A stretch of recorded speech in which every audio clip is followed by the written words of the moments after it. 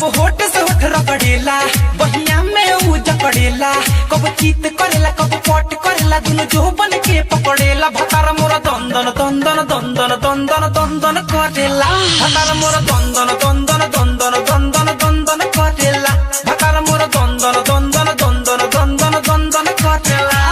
कब होठ से होठ रगड़ेला बहिया में ऊ जकड़ेला कब चीत करेला कब पट करेला दुनु जो बन के पकड़ेला भतार मोरा दंदन दंदन दंदन दंदन दंदन करेला भतार मोरा दंदन